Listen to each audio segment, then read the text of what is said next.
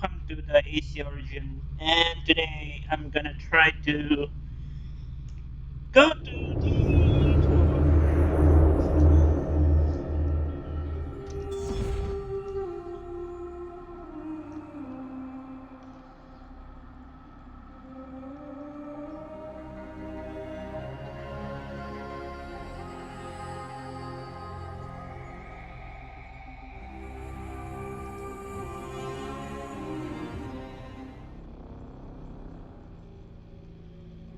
So what this exactly is just a tour like to explore ancient Egypt, and technically it's for education purpose for any school and just for reassemblance for other people. They have no choice to go check the whole thing out. And it's an open world resource, so technically Assassin's Creed is $70 down here, so I need to like take this opportunity. It's a standalone free expansion pack.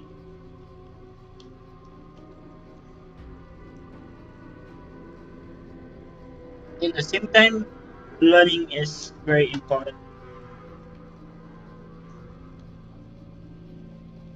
And I believe this female avatar is Bayek wife or whatever.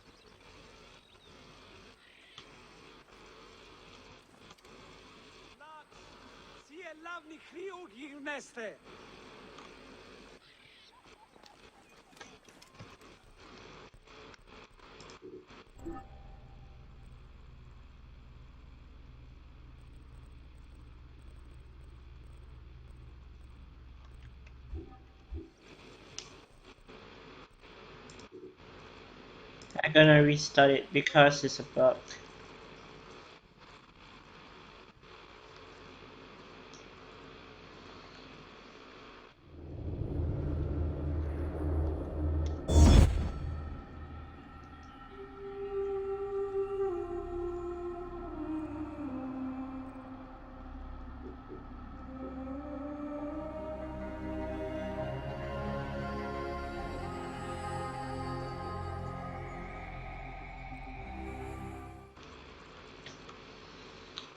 And just to let you know, if the frame rate drop is technically the game itself, there's some huge bug with the GPU implement with it, and there's no way I can fix anything on this unless they do a patch for lower spec count. I'm currently running on the GTX 1050 graphic card, that's why it's gonna lag a little bit and things, so just be patient, guys.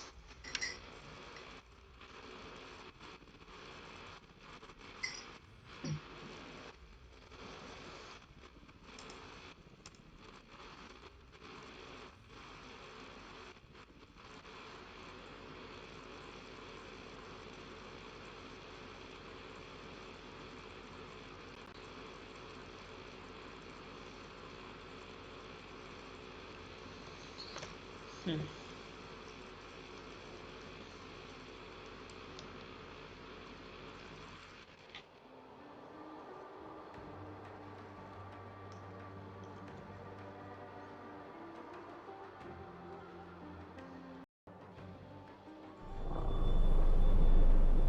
Welcome to Discovery Tour by Assassin's Creed, Ancient Egypt.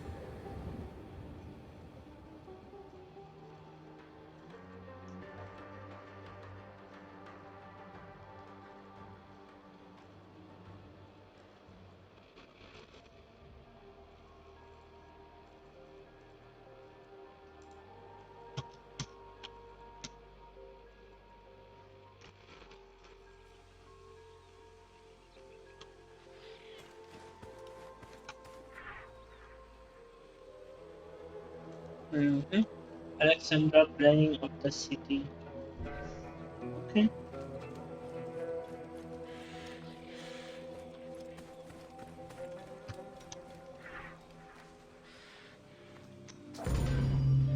Welcome to Alexandria, planning of the city. Alexander's plan to build his great city began with a verse from Homer's Odyssey.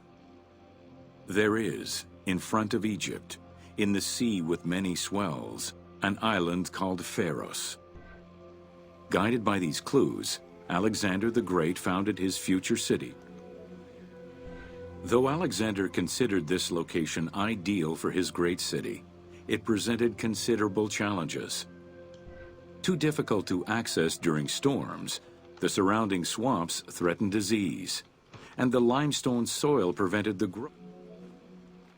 The Great Walls of Alexandria had a humble beginning. Lacking chalk to outline the future city's foundations, architects were forced to use flour instead. Clouds of migrating birds swept down and ate the flour, erasing the plans. This prompted Alexander to seek guidance from the excavations led by Mahmud Bey el-Falaki in the 19th century revealed that the wall enclosure measured approximately 5.2 kilometers in length and 2.2 kilometers in width. It was roughly 9 meters in height.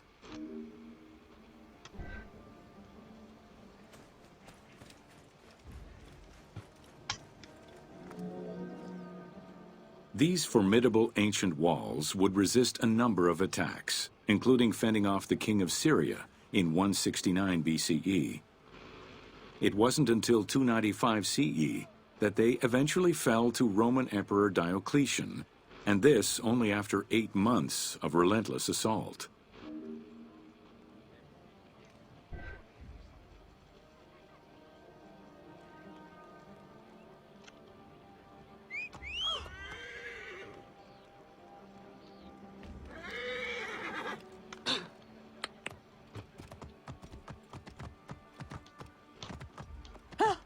Οφθαλμού σου κατέχεις ή τι του οίκου σου. Όχι.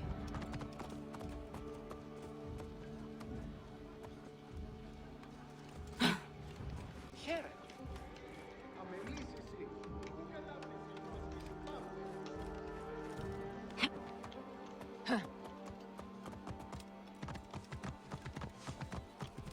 Whoa, whoa. Alexandria's principal architect, Dinocrates, chose a Hippodamian grid plan. The grid maximized functionality with wide, straight roads and canals running beneath them. Alexander recognized the military value of the city's design. A central corridor ran from the Mediterranean's north port down to Lake Mareotis to the south. This thoroughfare acted as an unobstructed link for commercial trade and travel between the two ports. Many of the streets were bordered with grand buildings and parks, including Canopic Street, with its impressive gate bordering the eastern end.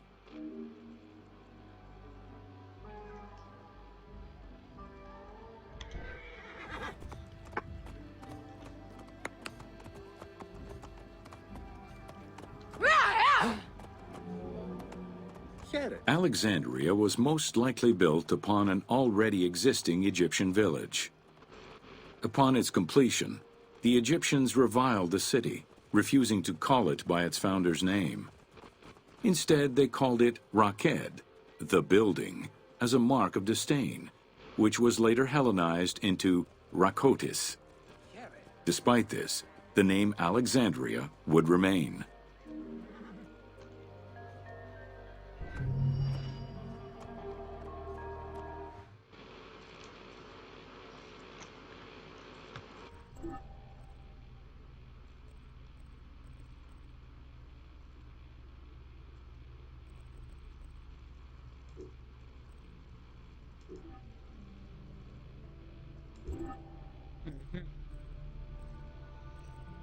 There's a lot of things you can do on this tour.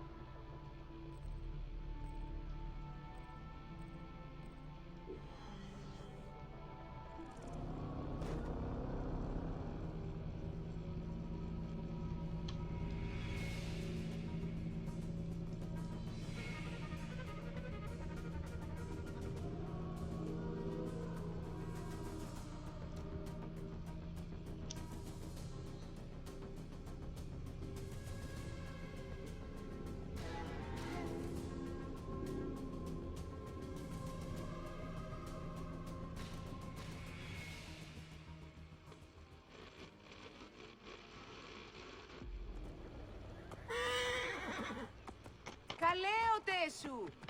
Πόροφεν!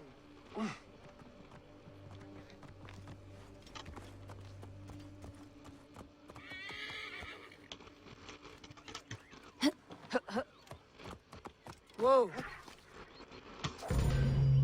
Welcome to the Siege of Alexandria.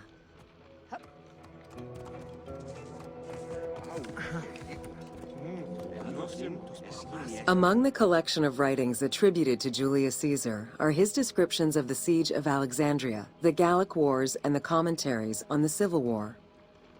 These archives contain information on different campaigns, the wars of Alexandria, Africa, and Spain.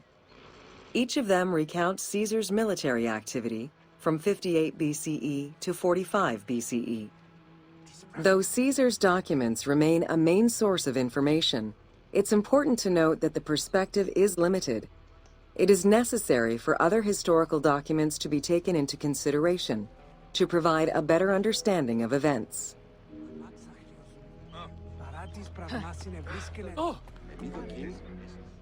The Siege of Alexandria closely relays the events of the Civil War that led up to the event and describes how Caesar was besieged in the palace of the Ptolemies.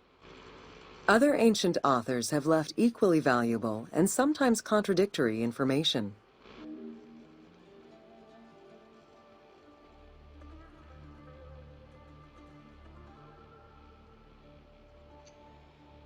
Well, what's funny on this tour? The ship that I read earlier on the Assassin's Creed, the main game, this is the one I read, the bigger one. It's kind of sick. Πάλι μου τις βασάνι. Πάλι. Μαλακιά. Άρτια φύγνες τας αγοράς. Αγγελίες η κάτεχο. Άου καυτό. In the events leading up to the Siege of Alexandria, Cleopatra VII and her brother were fighting over control of Egypt. Young King Ptolemy XIII's regent, Pothinus, had firm control over the young pharaoh, and an outmaneuvered Cleopatra soon went into hiding. This set the stage for Pompey's arrival in Alexandria. Having lost his battle against Caesar in 48 BCE, the Roman general turned to his allies, the Egyptians, for safe harbor.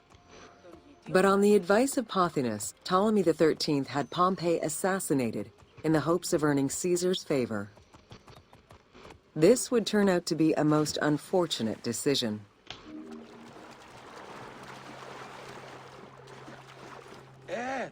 Sì, Porothen, sì.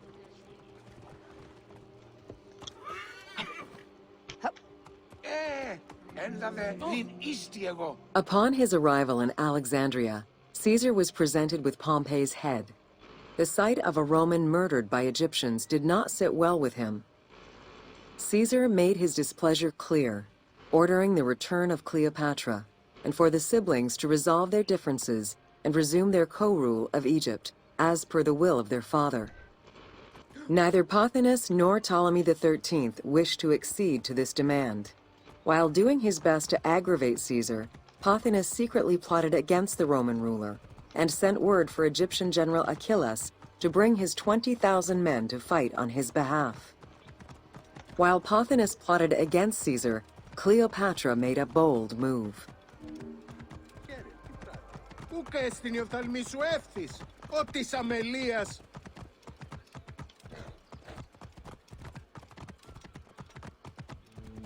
Whoa! Ο παπας Παναγρυδίου. Εις οφθαλμόν ίδιο κατασχέθηση.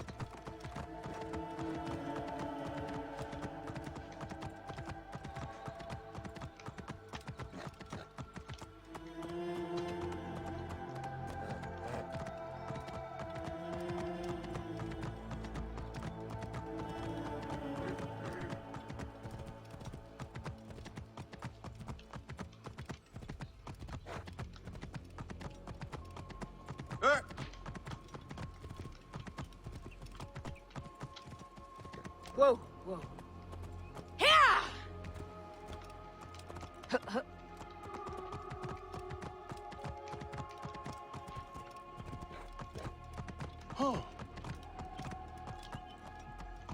Whoa. There are various descriptions of the encounter between Caesar and Cleopatra. One report states that she snuck into the palace alone at night. Another account claims she was accompanied by an ally and was brought inside the palace wrapped in a carpet bag. Though exactly what happened at this fateful meeting is up for debate, what is known is that Cleopatra met with Caesar and earned his approval. Pothinus and Ptolemy XIII were... With Cleopatra finally present, Caesar chose to act as mediator between the siblings in the hopes of a peaceful resolution. It did not take long for things to sour. During a banquet given to celebrate the reconciliation, there was an assassination attempt on Caesar. It was the Roman leader's own barber who thwarted the attack. Once it was revealed that the king's regent, Pothinus, had ordered the attack, Caesar had him executed. He then placed the young king under guard. Γιος μου εχθές είπε τα πρώτα σου λέξη. Ήκουσον τούτο, εξίσας είναι αυτήν. Αρχόν να ο Πολλά αγαθά έξω. Whoa.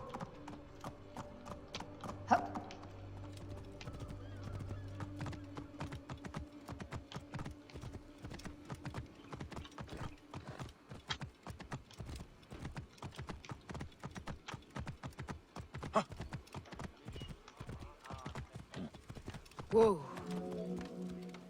Caught within the palace with roughly 4,000 troops, and with the knowledge that the arrival of enemy forces was imminent, Caesar sent for help from Syria, Rhodes, and Cilicia. He ordered his men to dig a ditch around the palace and build a wall leading to the harbor. This would ensure Caesar's access to the sea. When Egyptian General Achilles arrived in the city with 20,000 men, the battle for Alexandria began.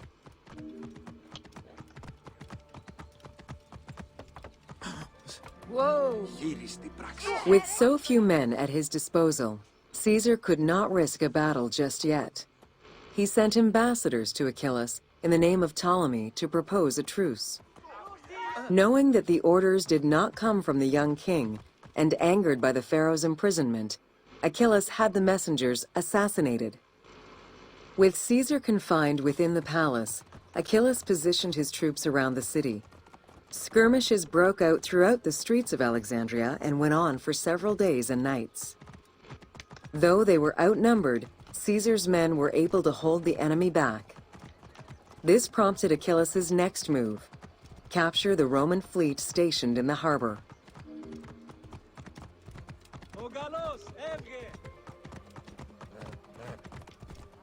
Αδαείς εσύ, γνώσιν ελάβην, ουδε πόποτε κατέχεις.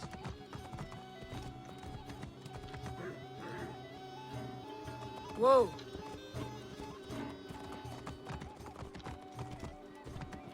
Haha. Βέλτιον εκελάνι ίστα. Ελάβνη νούκι γνώστης. Εκδιόψιες σου.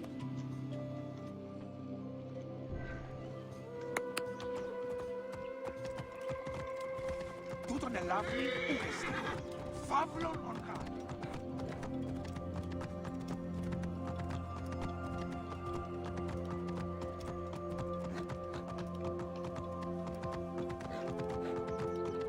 Σοφθαλμής γαρ δια νέα νεογήν. Ου κοράς φλάξ. Whoa. Although the palace offered protection, losing the port meant the end of help and supplies. Caesar knew he had to protect the fleet. While he and his troops succeeded in regaining control of the port, he knew it would be impossible to sustain. Caesar ordered... Fighting their way through the Egyptian troops, Caesar and his men eventually reached Pharos Island. There, they took refuge within. The exact chronology of events during the war in Alexandria remain imprecise. Conflicting accounts raise questions as to when. In either case, the Great Library was not completely destroyed. Experts point out that its location was too far from the harbor, and much later texts refer to the Great Library as being intact. Warehouses near the harbor contained manuscript copies awaiting export, and it is more likely that these documents were destroyed than the Great Library itself. Whoa.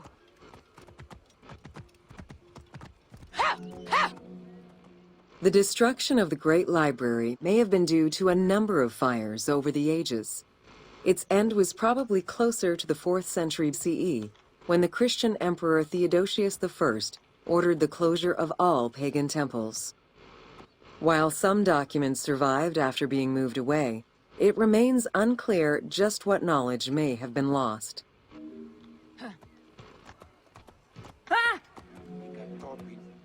Where there are accounts of Achilles being in control of the battle against Caesar, it appears that instead Cleopatra's sister, siding with her brother, had him killed and put her ally Ganymedes in his place.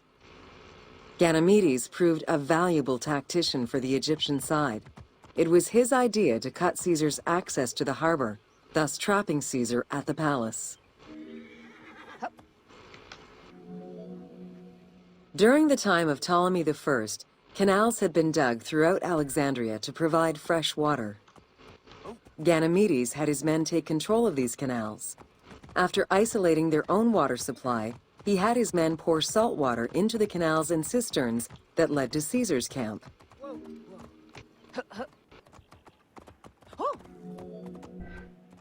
Panic erupted in Caesar's men. They wouldn't last long without fresh water. Recognizing that the porous limestone could help them, Caesar and his men dug wells to restore their water supply. Days later, the 37th Legion, comprised of Pompey's soldiers, arrived by ship. Unable to come ashore due to the winds, Caesar risked going out to meet them on the peninsula, Cape Chersonese. When the enemy learned Caesar... With help from the Allied ships, Caesar's victory enabled him to push the Egyptians back and secure the lighthouse. Gaining control of Pharos Island sent the Alexandrians into the sea and swimming back to the city. However, Caesar's fortification of the island didn't last long. The enemy regrouped and were set to storm the island. Panic-stricken, Caesar attempted to retreat, but Port Eunostos' harbor was overrun with enemy ships, preventing escape. Reportedly, Caesar gathered his papers and leapt overboard in an attempt to swim to an Allied ship farther out. Historian Cassius Dio claimed that Caesar would have drowned if he hadn't been able to remove his purple garment. Still, he managed to swim the distance and survive. The Alexandrians recovered the cloak and used it as a trophy to commemorate the Roman debacle.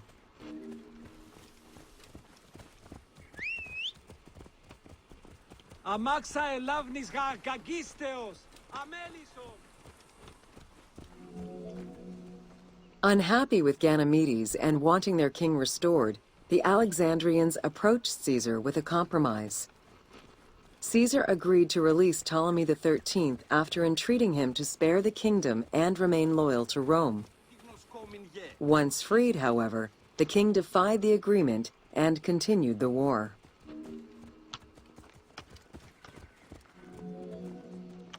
By this time, a faithful ally of Caesar's, Mithridates, arrived in Egypt, clashing with Ptolemy's troops at Pelusium. Outnumbering the enemy, Mithridates secured the region between Pelusium and Alexandria. Mithridates warned Caesar in time, and the two groups confronted the armies of Ptolemy in the desert. In the Battle of the Nile, the Romans gained the upper hand, sending the Egyptians fleeing. In the tumult and panic, King Ptolemy XIII... After the siege ended, Cleopatra VII married her younger brother, Ptolemy XIV, enabling her to reign over Egypt until 30 BCE. Under her rule, Alexandria settled into its position within the Roman Empire, and eventually surpassed Athens as one of the most important cities in the Roman Empire. Julius Caesar remained in Egypt for a short time. He and Cleopatra would later have a son named Caesarion.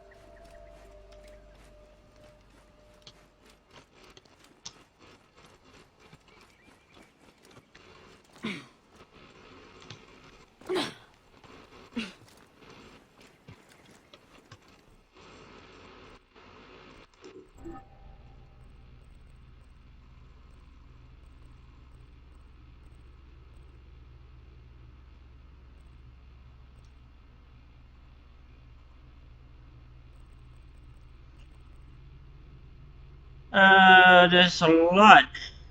Jesus Christ.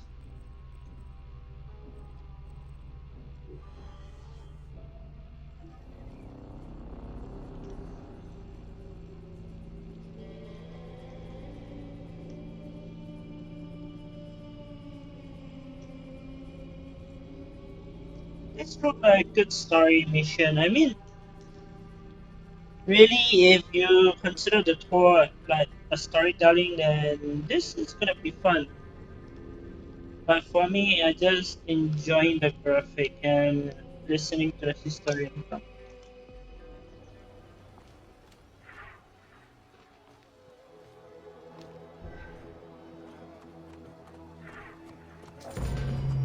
Welcome to Introduction to Alexandria. After conquering Egypt in 331 BCE, Alexander the Great decided to build a new city, which, as per his habit, he named after himself. After his death, Alexandria quickly became the capital city of the Ptolemaic kingdom and the most important city of the Greek world.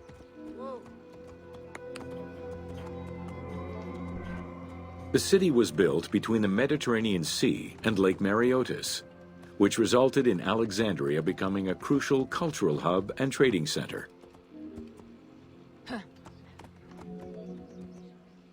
Sumptuous buildings could be seen wherever one turned their gaze: the royal palaces, the many temples, the gymnasium, lush public gardens, and large avenues. Whoa. With its incomparable beauty and advantageous geographic location, Alexandria attracted foreigners, intellectuals, and traders. One of the most cosmopolitan cities of the ancient world, Alexandria supplanted even Athens as the most important Greek city in history. Egyptian obelisks were highly prized by Roman architects. While Roman design previously favored the use of a single monument, Egyptian obelisks tended to come in pairs and were generally located at the entrance of temples. Several ancient Egyptian obelisks are still in existence today, though many are spread out across the world in locations such as Paris, Rome. Alexandria had several main streets. Its most famous artery was the Canopic Way. It was lined with sumptuous buildings, houses, and temples, and was roughly 8 kilometers in length.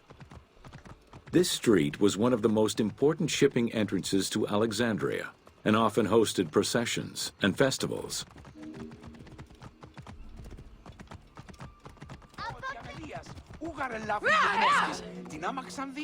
The width of the street, 30 meters, was abnormally large even by Greek standards. This is likely because the Canopic Way was made in a short span of time and based on an urban plan, as opposed to being slowly built over time, as was usual for the era. Whoa. The Canopic Way originated in the western cemeteries, skirted the gymnasium, and then exited the city to head east through massive doorways. 3 things are necessary when exploring Egypt: water, a good camera, and an omnipresent voice coming from nowhere.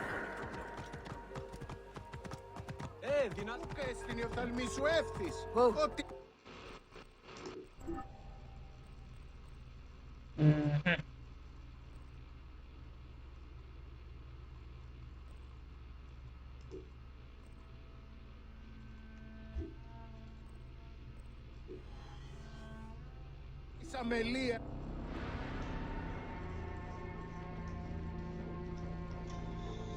I'm gonna do the one session for innocent breakfast, and then tomorrow maybe I will consider the other tour. It's kind of boring and make me fall asleep. Uy, caramba.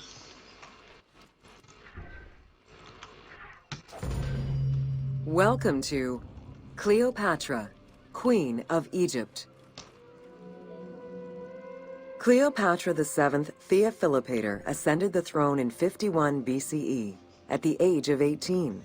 Though her early attempts to maintain power were often challenged, She eventually prevailed and became the sole ruler of Egypt.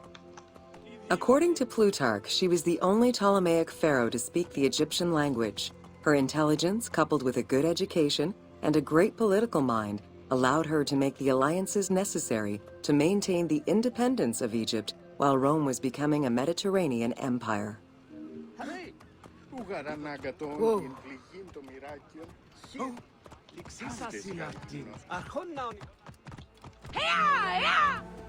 It is important to understand that Cleopatra's knowledge of Egyptian language and keen understanding of the culture allowed her to make powerful ideological reference that resonated with ancient Egyptians. By associating herself with the goddess Isis, the divine mother, great of magic, and repository of divine essence, Cleopatra firmly established herself as the protector of the two lands and legitimized her place on the throne. Whoa, whoa. Upon his death in 51 BCE, Ptolemy XII Aulus bequeathed his kingdom to his daughter and eldest son, Cleopatra VII and Ptolemy XIII. As was custom, the siblings were married.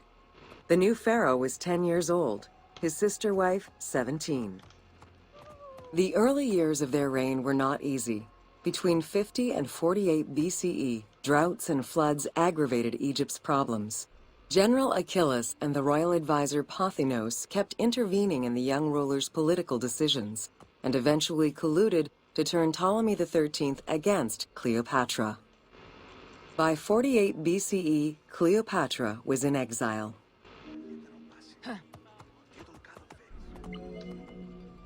During Cleopatra's exile, the Roman Empire was not without its own internal conflict. Caesar and Pompey were at war with one another, and after his defeat in 48 BCE, Pompey fled to Alexandria in the hope of finding refuge. This turned out to be an unwise decision. Listening to his advisors, Ptolemy XIII elected to have Pompey assassinated, his head kept as a gift, in the hopes of acquiring Caesar's favor. This gambit backfired. Instead of earning approval, the murder of a Roman greatly angered Caesar. Whoa.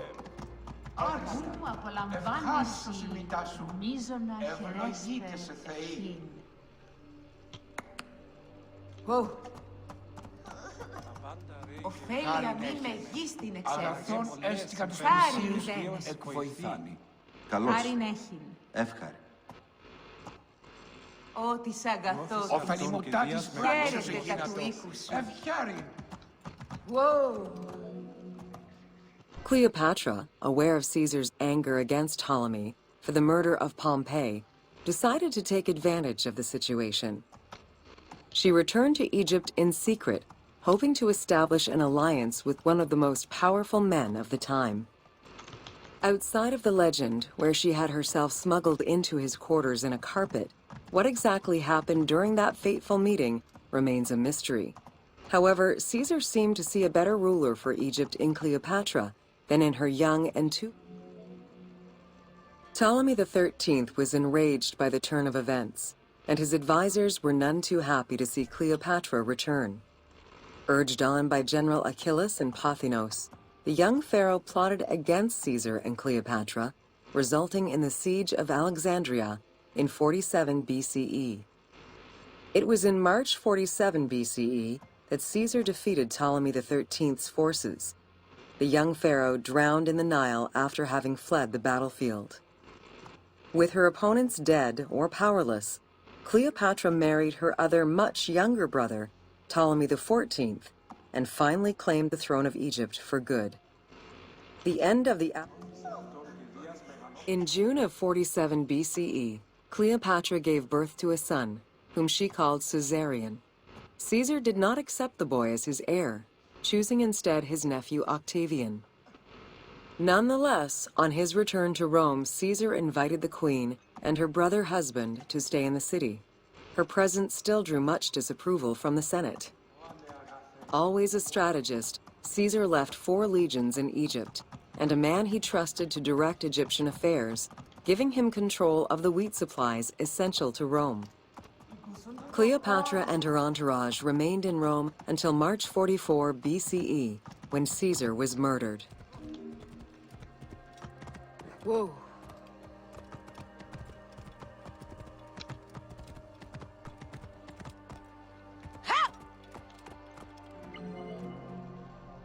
Caesar's most faithful ally, Mark Antony, often visited the Queen of Egypt during his stay in Rome.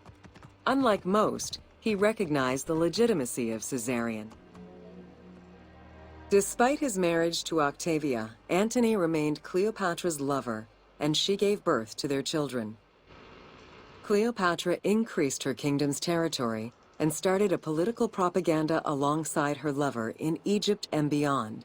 She hoped to create a Ptolemaic federal empire with Alexandria at its center. Antony eventually repudiated his Roman wife for the Egyptian queen, much to the dismay of the Roman elite. However, while Mark Antony focused on Egypt, Octavian carefully gained military and political ascendancy over him in Rome.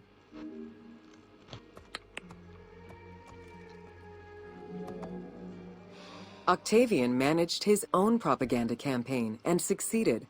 The Roman people hated Mark Antony and Cleopatra. To avoid the censure still inherent in attacking a fellow Roman, Octavian simply declared war against Egypt. Rome's power still reigned supreme. The powerful Egyptian fleet, led by Cleopatra as well as Mark Antony's forces, were defeated in 31 BCE in Actium.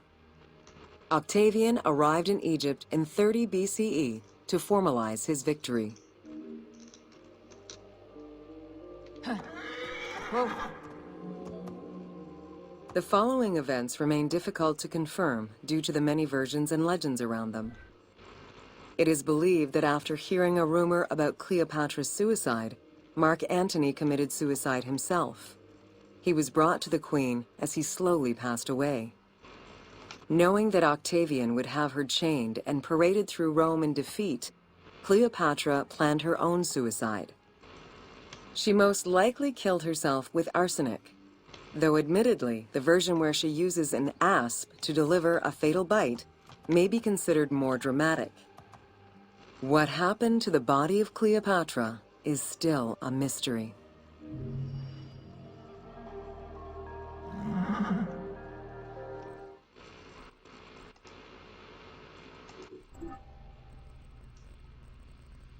The Greek. I'm gonna go for this one.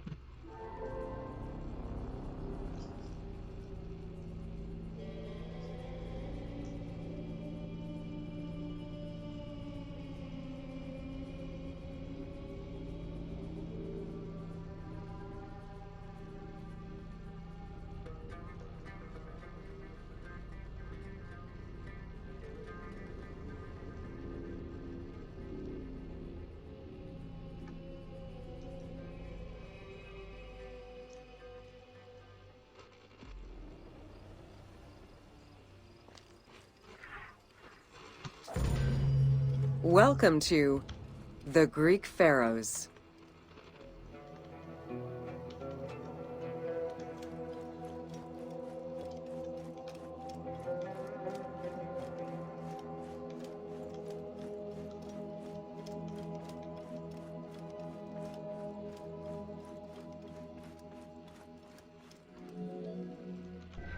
Pharaohs were considered divine incarnations of the gods. As an avatar, the Ptolemaic dynasty reigned over Egypt from 305 BCE to 30 BCE. The dynasty was called the Ptolemies of the Lagids, in recognition of the founder of the dynasty, Ptolemy Lagos, a Greek general and close friend of Alexander the Great. While Macedonian, Ptolemy Lagos understood that to be accepted by the Egyptian people, he would have to adopt their traditions. Upon assuming the title of pharaoh, he changed his name to Ptolemy I Soter, meaning savior. Born in 356 BCE, Alexander the Great went through a hasty education in the affairs of the kingdom before integrating into the Macedonian army, where he quickly rose through the ranks. After his father's assassination in 336 BCE, which some believed was orchestrated by Alexander himself, he became king of Macedonia. Ruler ever victorious, Alexander the Great marched on, laying siege to city after city until he reached Egypt, where the Persians were defeated yet again. Viewed as a liberator by the Egyptian people, Alexander decided to become pharaoh in due form. He traveled to Thebes to make a sacrifice to Apis, then went to the oasis of Siwa, where he was proclaimed son of Amun. Officially pharaoh of Egypt, Alexander spent much of the winter there and founded the city of Alexandria. Perhaps not coincidentally, being pharaoh allowed Alexander to spread propaganda to prepare further conquests. He resumed his military campaigns in 331 BCE.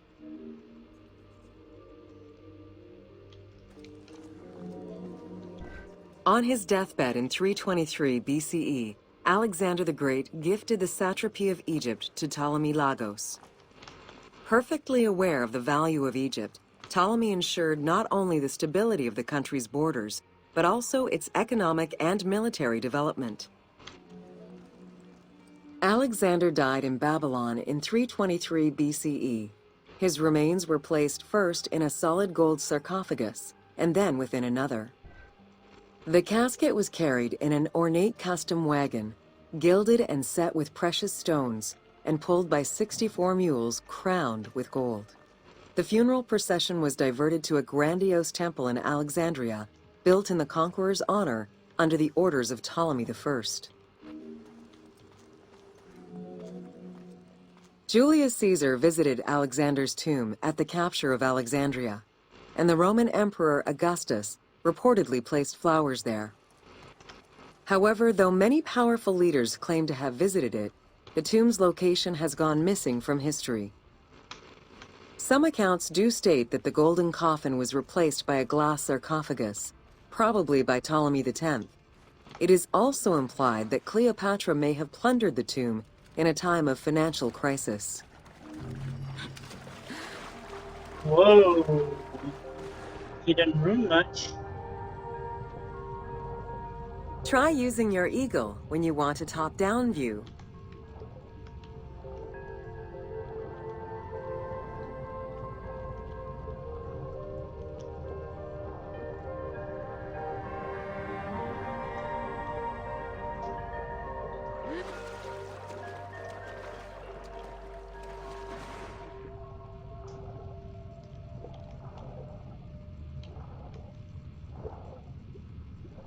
Right.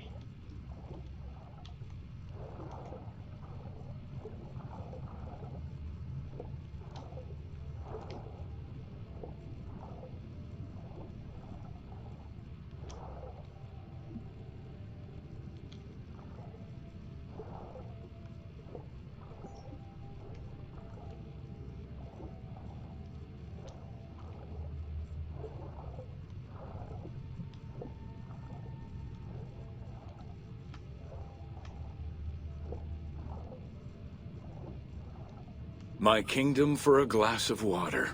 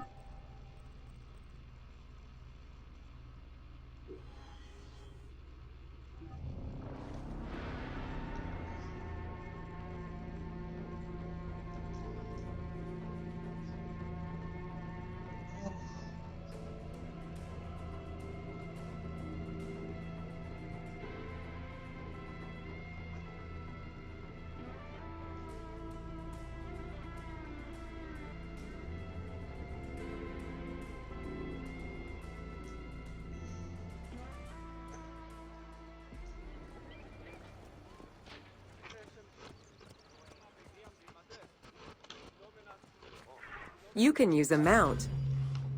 Welcome to Alexandria, a commercial hub.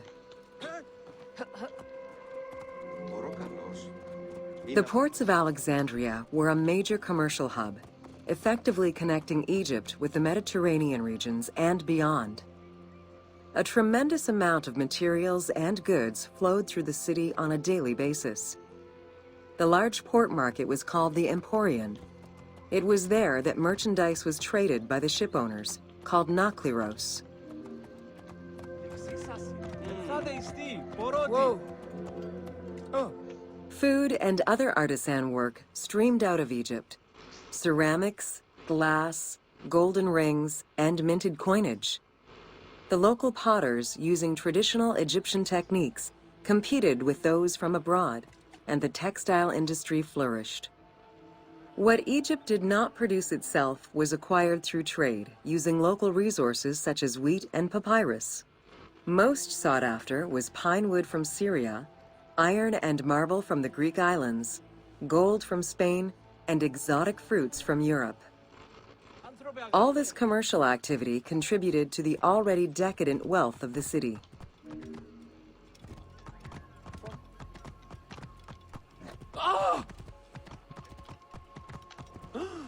Whoa. Whoa. The wood imported to Port Mareotis through Alexandria's seaward ports was used in the nearby shipyards, where most of Egypt's ships were built. Employing tens of thousands of shipbuilders, the shipyards contributed to establishing the Egyptian fleet as one of the mightiest of the era. Any wood not used in shipbuilding was further disseminated through Egypt for various purposes.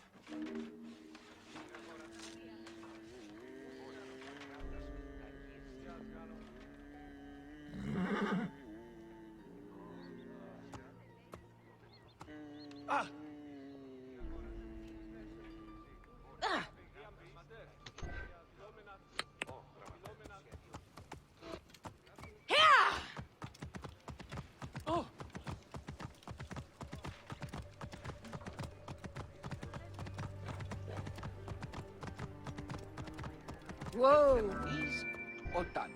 The southern port of Lake Mareotis was the biggest in Alexandria.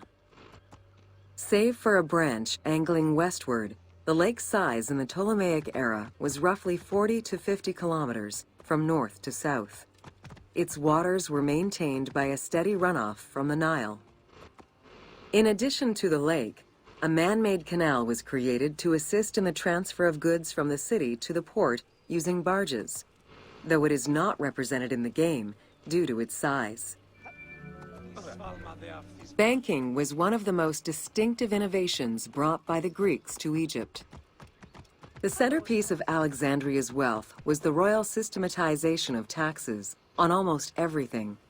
Basic items such as salt, oil, beer, wheat, and linen were heavily taxed. As a result, the royal treasury of Alexandria was able to ensure the economic. By the late 12th century, the channel feeding the lake from the Nile silted up. Lake Mareotis lost its connection to the Mediterranean, as well as most of its water, as the lake slowly evaporated to a fraction of its former size. In modern times, Lake Mareotis is being kept alive through irrigation. However, only about 17% of its original size remains.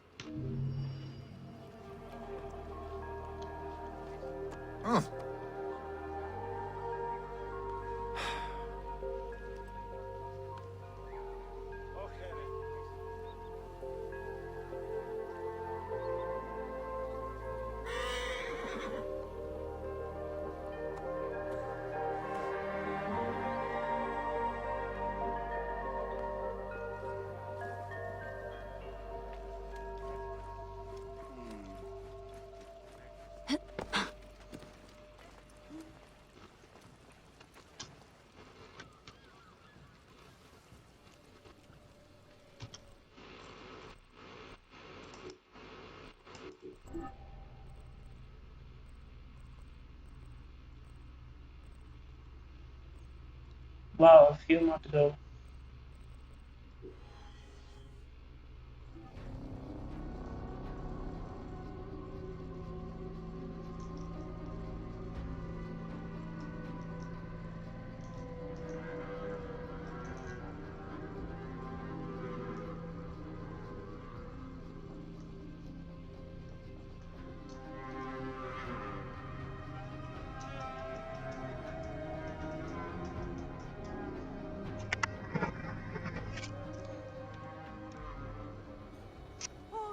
τολμίας, θεών δύναμης κατέχουσης εΐνα, εμού Welcome to Alexandria, City of Celebration.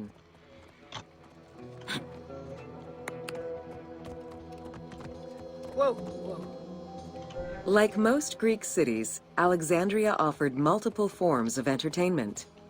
Most were related to cults, religious practices, and the festivities surrounding those practices. Among those festivities, the most important ones were the dynastic celebrations, instituted in honor of the deified Ptolemaic kings and queens. These celebrations could go on for many days and included sacrifices, offerings, processions, and public banquets. Games and competitions were organized whenever possible in locations such as the stadium, the hippodrome, and the gymnasium. The residents of Alexandria favored such events where athletes, poets, and musicians from Egypt and other cities of the Greek world competed. Like all good Greek cities, Alexandria had a theater. The architecture of this structure is Roman in style. This is because the team duplicated a theater from Cyrene. Roman theaters were usually semicircular and built from scratch on a flat area with structures designed to enhance oration. Greek theaters were more oblong in shape, similar to a horseshoe, and favored the slopes of natural hills to support their acoustics.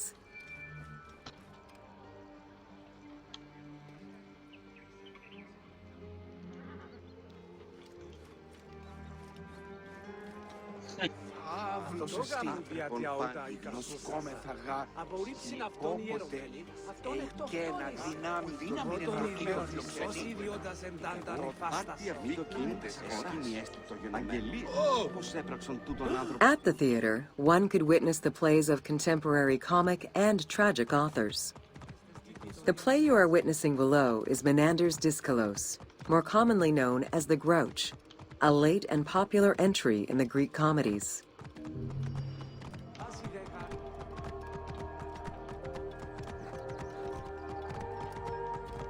Whoa.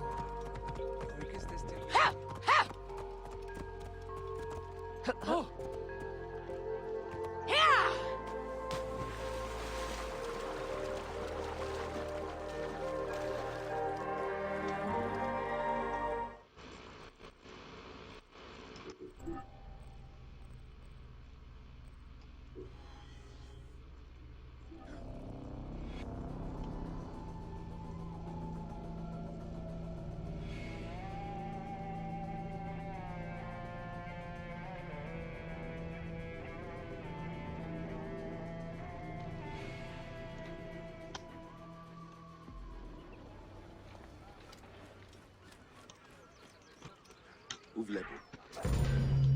Welcome to Education in Alexandria.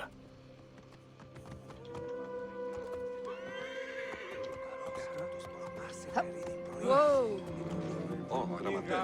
The education of young Alexandrians did not differ from the one generally dispensed elsewhere in ancient Greece.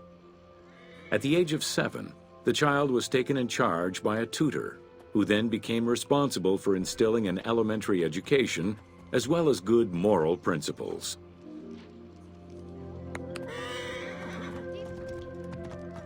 Whoa. Teaching was generally done outside, in the open air. In the gymnasium, students were taught not only sports, but also topics such as rhetoric, philosophy, music, and poetry. All things deemed essential to one's education at the time. Sì, κόρη, Άγιε. Ονείστε ένα πέπλον, δε και πόρπιν από του Ραφέως.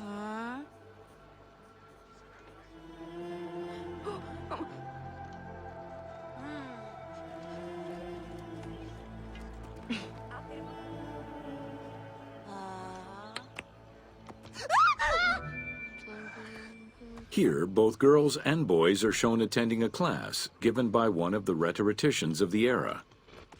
The team made the choice to show both genders attending class within the context of the game world. Even though it is historically inaccurate, the team felt it was not necessary. 3 things are necessary when exploring Egypt: water, a good camera, and an omnipresent voice coming from nowhere.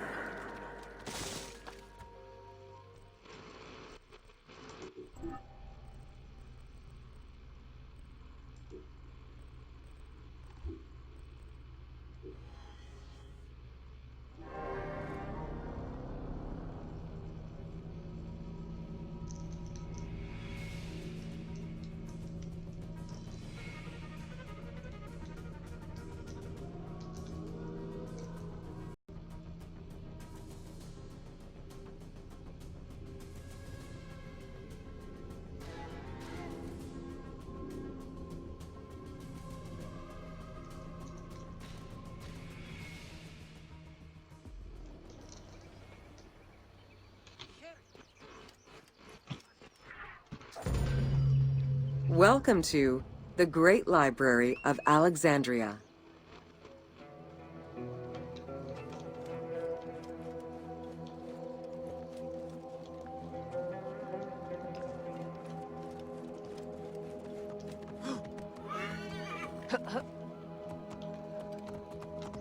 Whoa. Near the district of royal palaces and within the Moseon was the most famous library of all antiquity. The Library of Alexandria was built to house all of human knowledge. At its pinnacle, the library was believed to contain over 700,000 parchments. Throughout the centuries, fires and wars between Christianity and paganism destroyed the library, leaving nothing behind. The loss of the building, and more importantly, its vast collection, is immeasurable. As no descriptions are available, the team's rendition of the Library of Alexandria was inspired by the visuals of the Library of Chalcis at Ephesus. Whoa.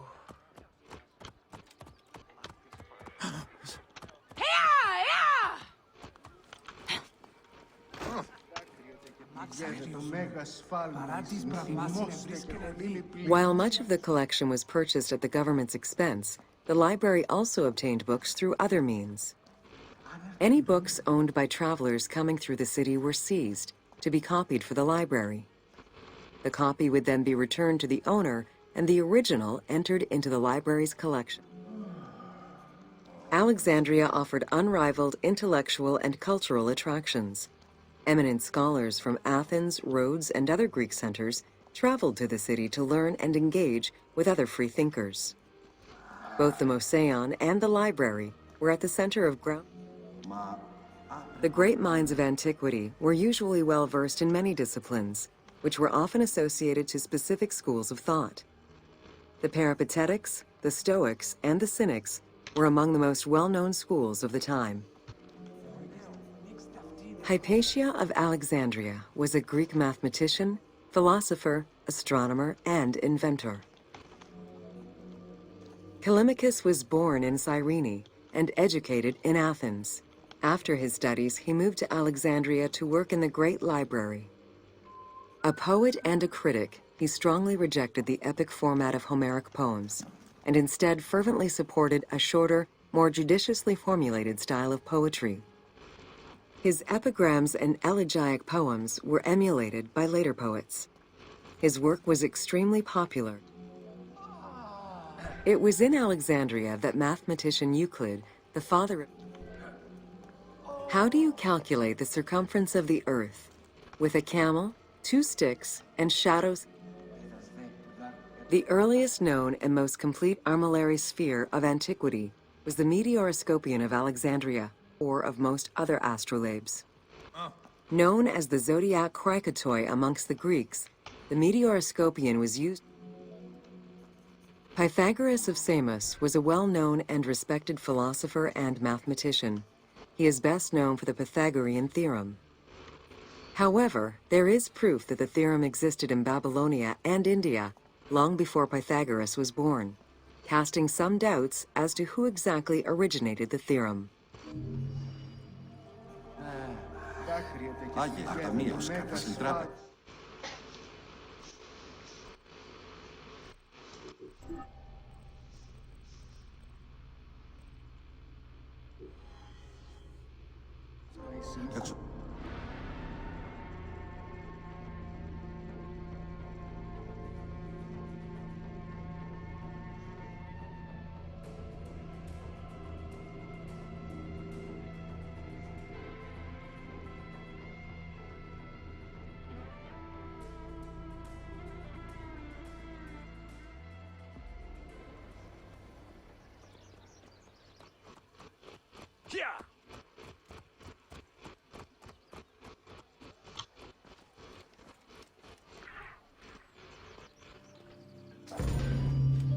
Welcome to the Moseon of Alexandria.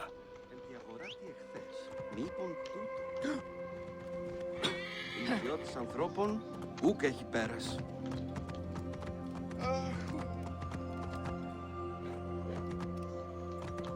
Whoa.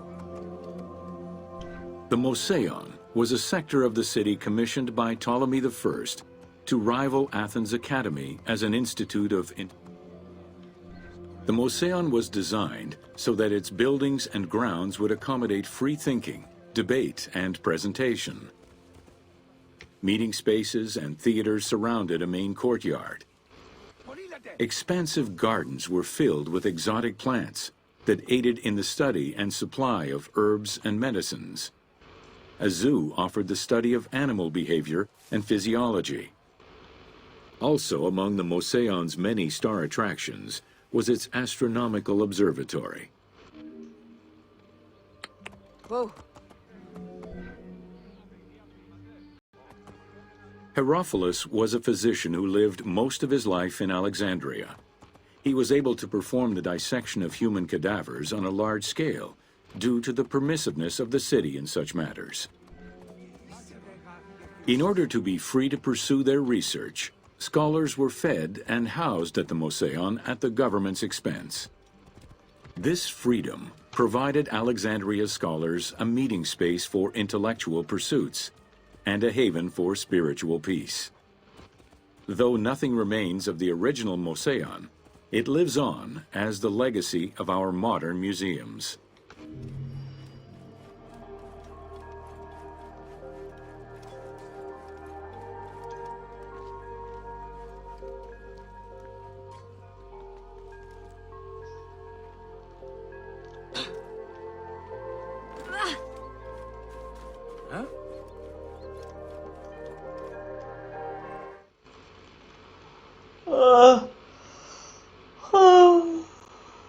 Hearing this, I feel like fucking asleep in school now.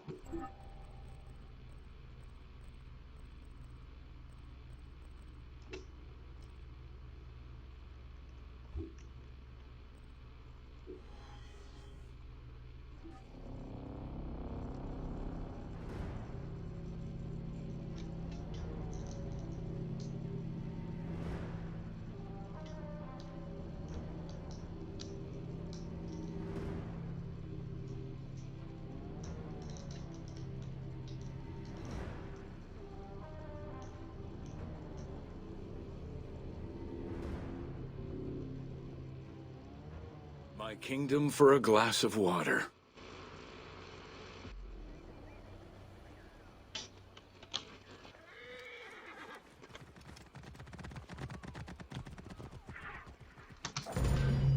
Welcome to the Serapion of Alexandria. Whoa.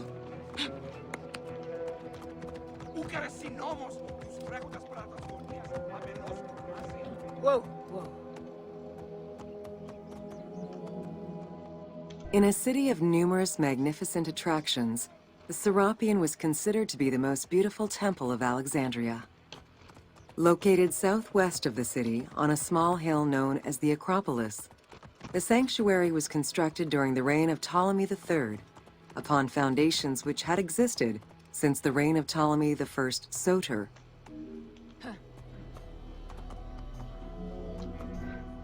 Visitors of the Serapion climbed 100 steps to reach the courtyard. Libraries were installed in the porticos surrounding the square building, with its roof and columns adorned with gold and gilded bronze. Pharaohs were generous to the temple, as were several Roman emperors after Egypt's conquest. An inner temple housed the... Since the 26th dynasty, Greeks in Egypt had gradually integrated the Egyptian cult of the Apis bull to their own rituals. With the establishment of the Ptolemaic dynasty, the cult of Apis was further integrated into Greek religion. During his rule, Ptolemy I chose to merge Egyptian and Hellenic gods into a syncretic divinity named Serapis. This name was the result of the amalgamation of Osiris and Apis. With this new deity, the Ptolemaic dynasty managed to accommodate similar belief sets for two different cultures, bringing about a new dynastic cult. Whoa! Serapis was also associated to other deities, including Asclepius, a Greek god of healing. It is possible that, as with the Serapis Temple of Canopus, the sick would visit this sanctuary, sleeping there overnight in the hopes of being healed within its hallowed halls. Whoa! Whoa! Ha!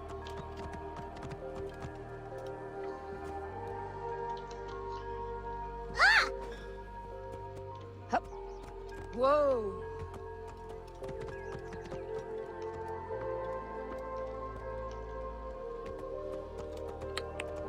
Yeah! Whoa!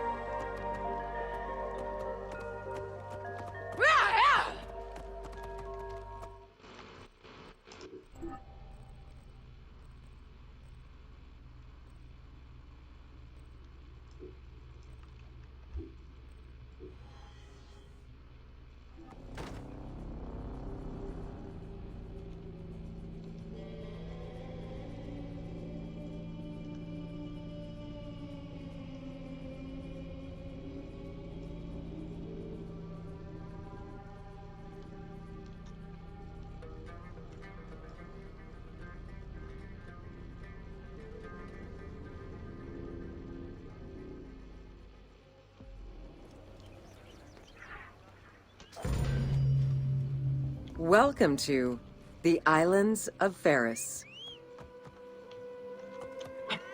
Whoa! The Heptastadion was a bridge-like causeway connecting the island of Ferris to mainland Alexandria. Its name is based on the Greek terms of measurement, hepta, meaning 7, and stadion, which is a measure of length of roughly 180 meters.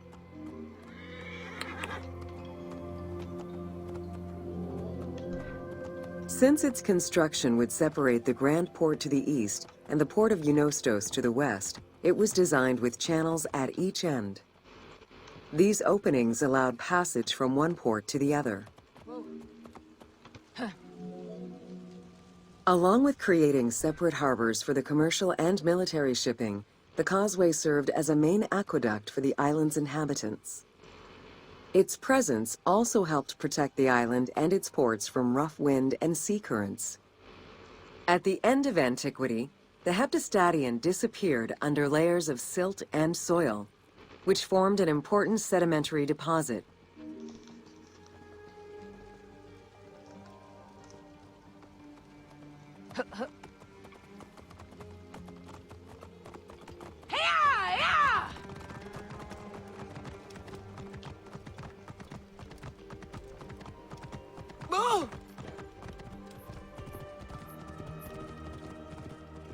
Whoa!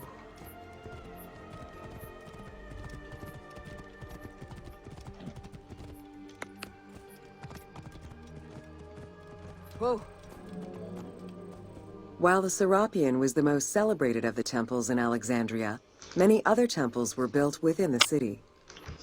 Most of these structures have been completely erased over time, and there is no way to discern how many existed. However, research of ancient papyri offer tantalizing hints as to the possible location of at least some of the temples.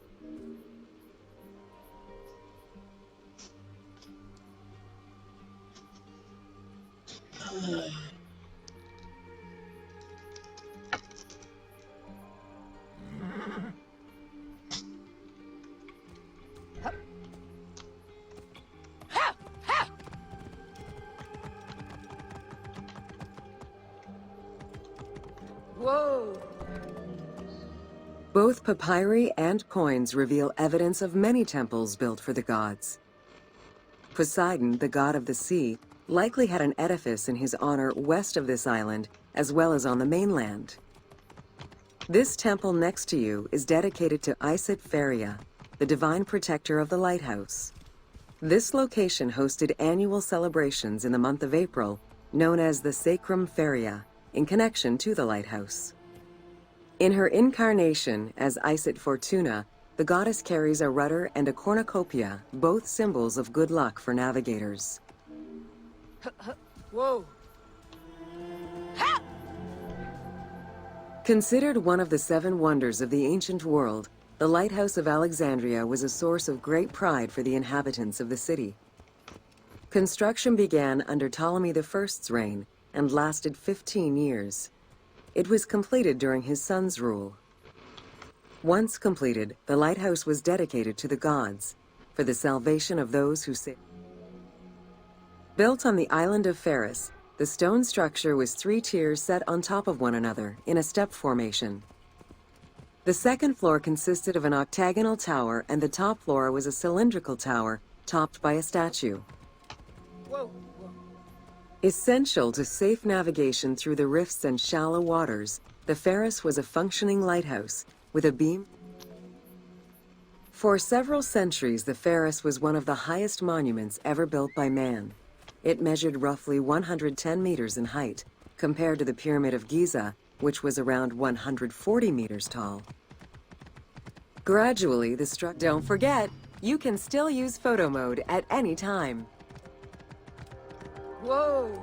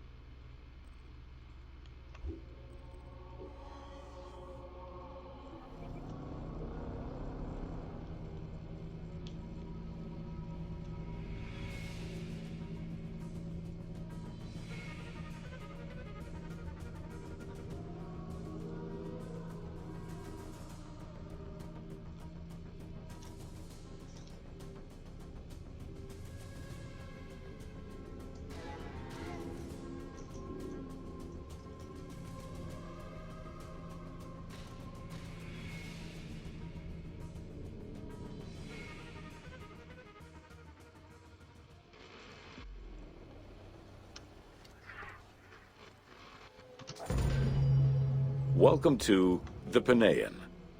The Panean was a temple built in honor of the god Pan, divinity of nature. This Greek god, often represented as a half-man, half-goat, with a beard, horns, and goat's hooves, was considered the protector of shepherds and herds.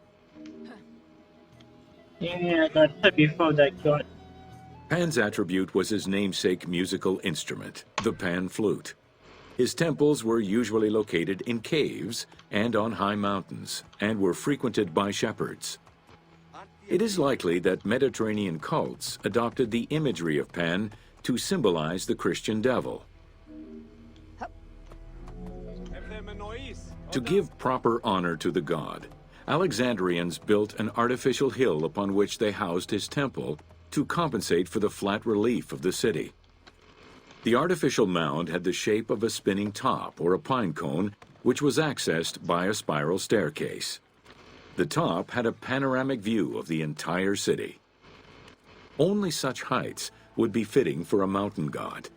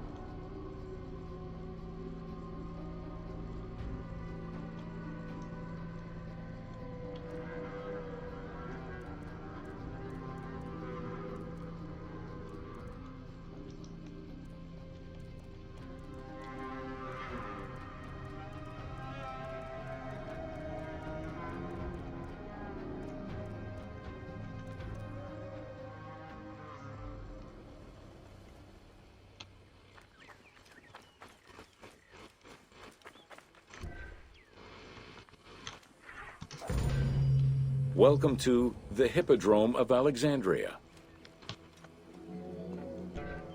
The main hippodrome of the city. The most important chariot race was the Tethrapon. Using 4 horses with the quickest harness to the front right, the charioteer would race for 12 laps, with sharp turns at either end of the hippodrome. The victors were crowned with garlands of olive and received prize money, but the most sought-after reward was to be acclaimed by the works of poets, such as Callimachus and Pindar. Ye hymns that rule the lyre, what god, what hero, aye, and what man shall we loudly praise? Verily Zeus is the lord of Pisa, and Heracles established the Olympic festival, while Theron must be proclaimed by reason of his victorious chariot with its 4 horses. Theron, who is just in his regard for guests, and who is the bulwark of Acragas, the choicest flower of an auspicious line of sires, whose city towers on high, bringing wealth and glory to crown their native merits. Oh.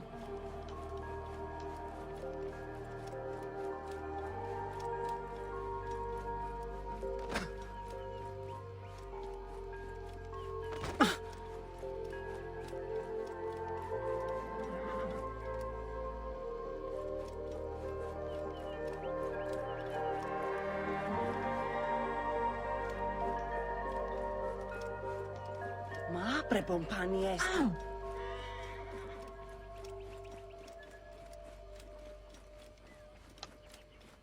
Oh.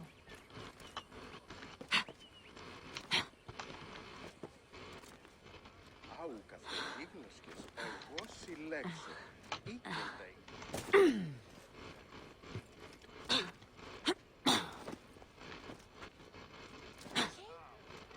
Ήκονται. Εν είδοκιν εσχήνει έστι το γενόμενο. Πώς έπραξον τούτον άνθρωπος τιούτος? Εδόκουν χαρίσιν, εδόκου... 3 things are necessary when exploring Egypt: water, a good camera, and an omnipresent voice coming from nowhere. Well, this is for the Alessandra tour, I guess. So, yeah, this is the end of the tour for the first one, so stay tuned for the second one. If you guys like it, give us a like, and I will think about it for the second part. I am very, very touched of hearing history.